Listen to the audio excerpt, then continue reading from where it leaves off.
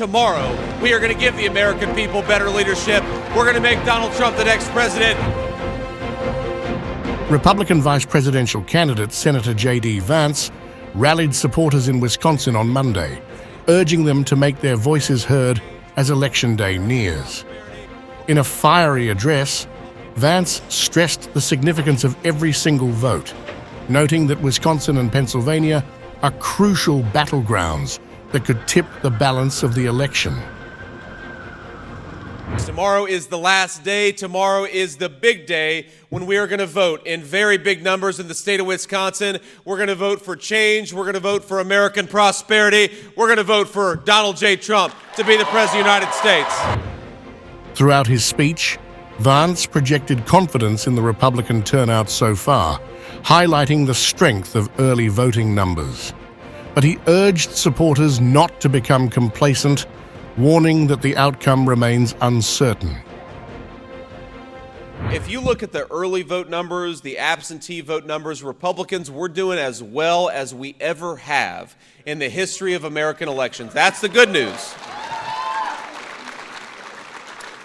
But the bad news is this is not even close to over yet. And this election, I'm telling you, in the state of Wisconsin, in the Commonwealth of Pennsylvania, it is going to be won on Election Day, or it's going to be lost on Election Day.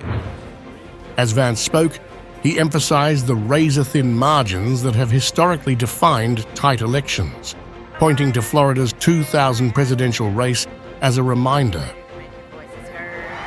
So here's what I'd like all of you to think about is what would you do differently over the next 24 hours if you woke up on Wednesday morning and found out that Kamala Harris had won the state of Wisconsin by 90 votes?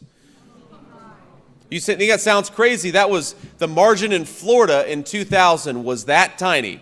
So ask yourself, what would you do differently over the next 24 hours if you knew that we were going to lose by 90 votes? Because that is what you should be doing. Vance's message centered on a vision of stronger leadership and a promise to improve the lives of Americans nationwide, and we're going to do it together. Appealing to voters seeking a change from current policies.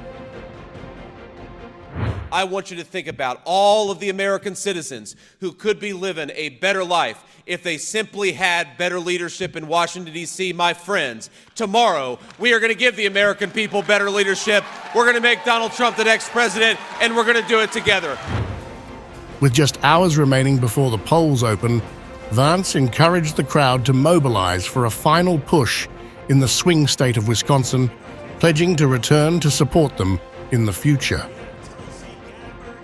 Senator JD Vance's rally underscored the high stakes and razor-edge margins in this election as both Wisconsin and Pennsylvania could shape the path to the White House.